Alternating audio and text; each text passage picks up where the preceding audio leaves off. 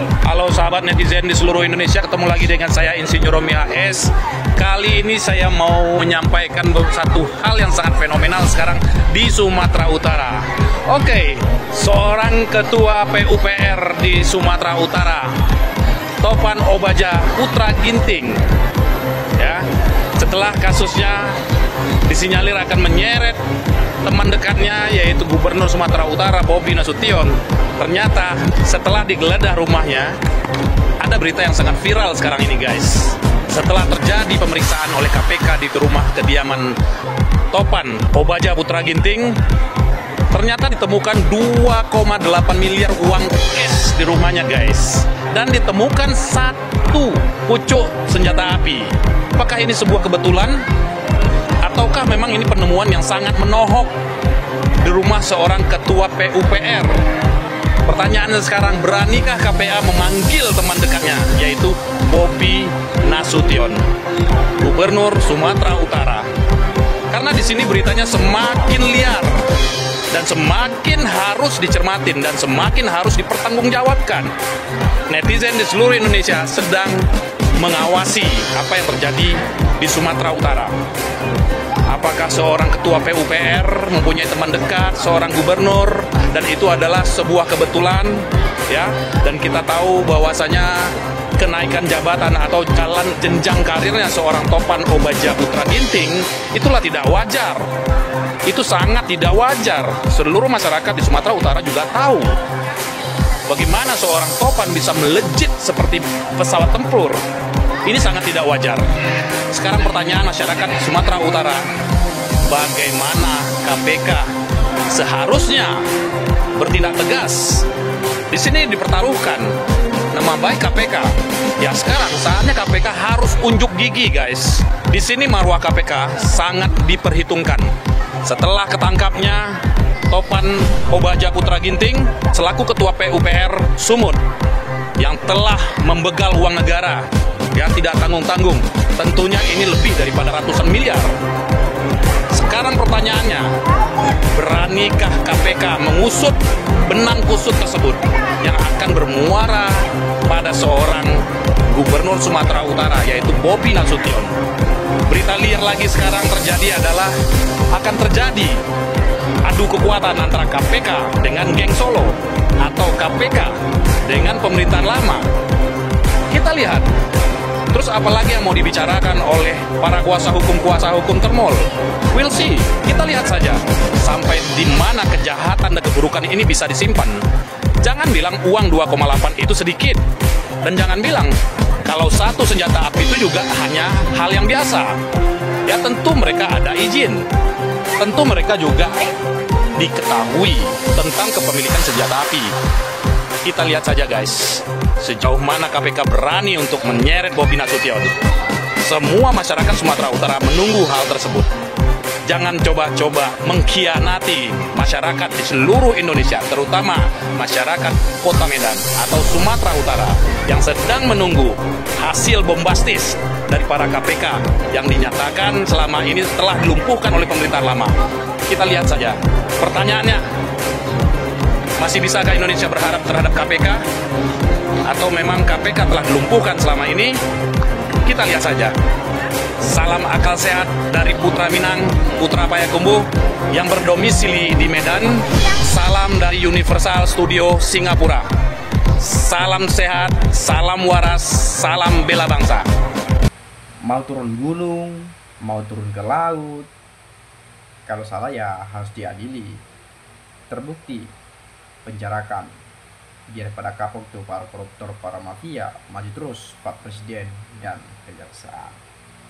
Ya, kita bahas soal kasus PUPR di Sumatera Utara yang gubernurnya adalah Bobi Nasution, menantu Presiden ke-7 Republik Indonesia Bapak Joko Widodo, yang saat ini dekat dengan penguasa, ya banyak mengatakan dengan para oligarki dan lain-lain. Kasus korupsi ini tentu sudah dibahas juga dan kemudian KPK ya melakukan teman Bobby ini operasi tangkap tangan ya, OTT ya. Teman dekat Bobby. Jadi banyak kecurigaan, banyak yang menduga bahwasanya Bobby terlibat ya dengan ini kan dekat sekali dengan Pak Ginting ya, dekat sekali ya, teman dekat lah. Dan sebagai atasan rasa-rasanya, ini asumsi banyak mengatakan ya, rasa-rasanya Bobby ya nggak mungkin tahu dong kan begitu.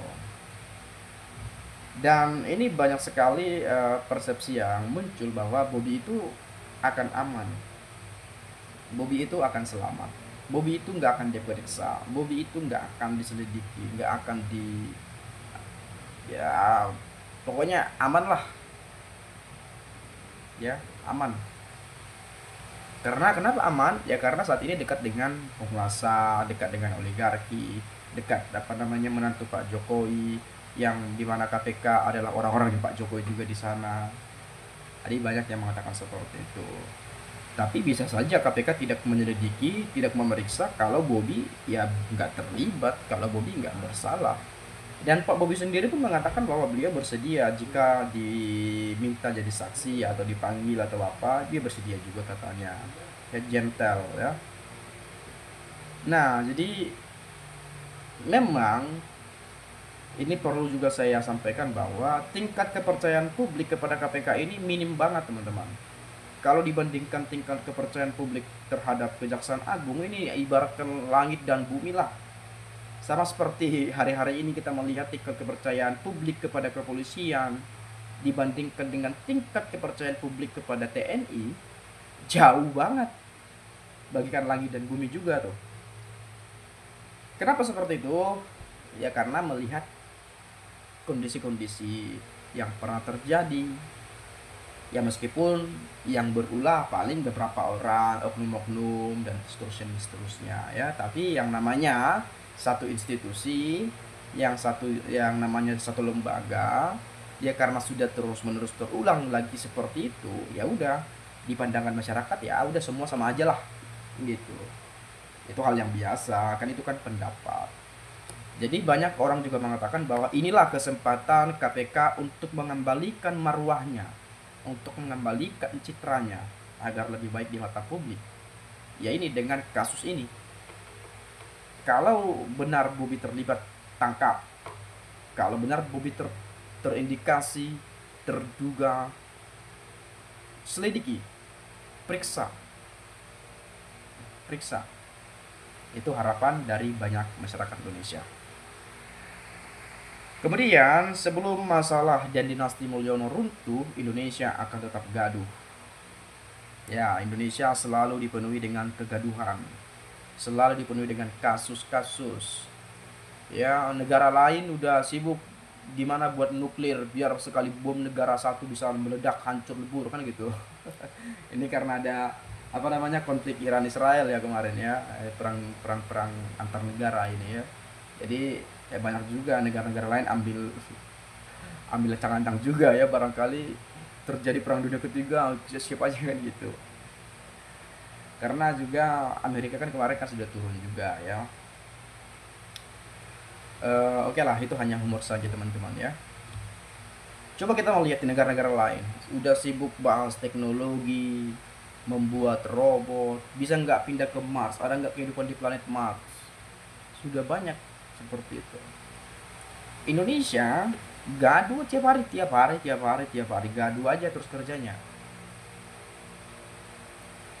bahas kasus ini, kasus itu, dan belum lagi dinasti Mulyono, ijazah, pemakzulan, apalagi korupsi. Jengkel banget saya dengar kalau ada kata-kata korupsi. Ini selalu saya sampaikan, Indonesia nggak akan maju kalau korupsi masih ada terus-menerus di negeri ini. Saya yakin 1000%. Nggak akan maju Indonesia kalau korupsi masih melanda. Oke lah, 2045 seperti harapan dan cita-cita bangsa kita, Indonesia emas, bonus demografi. Oke lah.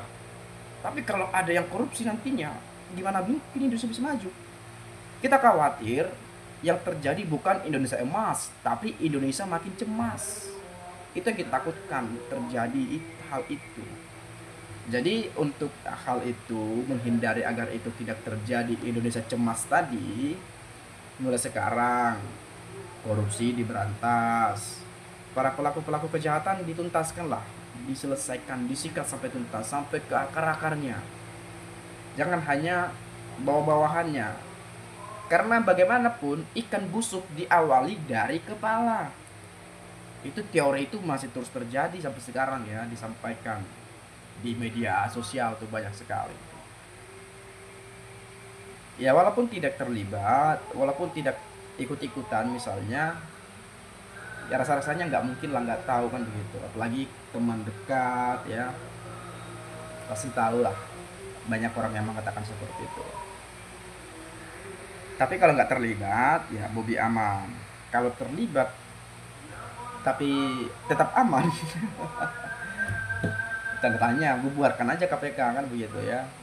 Ngapain juga kita bayar KPK, kita gaji, kita fasilitasi, tapi nggak bisa kerja, ngapain? Jangan sampai tebang pilih, pandang bulu ya. Jangan sampai seperti yang banyak mengatakan sesuai pesanan lah, sesuai inilah, sesuai itulah, macam-macam teman-teman ya. Kemudian KPK dan Kejaksaan jangan hanya berani dengan kasus seperti Pak Tom Lembong. KPK dan Kejaksaan harus adil untuk semua kasus tanpa memandang status orang. Salam waras dan salam demokrasi Pancasila. KPK jangan jadi bebek lumpuh, tangkap mantu si Raja Jawa palsu. Kalau punya nyali jangan cuma omong-omong doang. Ya ini kan pemerintahan saat ini kan fokus juga optimisnya terhadap pemberantasan korupsi. Jadi banyak mengatakan bahwa KPK artinya sudah mulai berani nih pergi ke Sumut ya. KPK berani sudah mulai pretel di Sumut, yang dimana itu adalah menantu Pak Jokowi sebagai gubernurnya di Sumatera Utara. Dan kebetulan teman dekat Bobby yang terlibat korupsi, dan kemudian nanti bisa saja Bobby diselidiki dan diminta keterangan. Dan hari ini kita melihat bahwa KPK, Kejaksaan, dan di bawah pimpinan Presiden Prabowo di pemerintahan saat ini sedang bersih-bersih ya, sedang bersih-bersih, sedang cuci piring lah, lebih tepatnya seperti itu. Piring-piring kotor dicuci biar bersih. Jadi harapan kita apapun persoalan kasusnya bisa terungkap dengan gamblang dan terang benderang.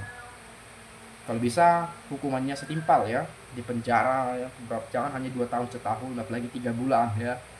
Di penjara ya sesuai lah dengan apa yang dilakukan ya. Jangan nanti, atau gini teman-teman, ya dibuatlah semacam hukuman yang membuat para koruptor ini jera. Kalau hanya di penjara saja saya rasa kurang cukup. Buktinya selama ini koruptor di penjara tapi masih banyak aja. Artinya nggak jera, nggak ada efek jera kalau hanya di penjara saja. Mungkin ada sesuatu, atau dibuang ke Nusa Kambangan, dikucilkan atau apa, barangkali aja ya. Itu saja dari saya, salam dan sampai jumpa.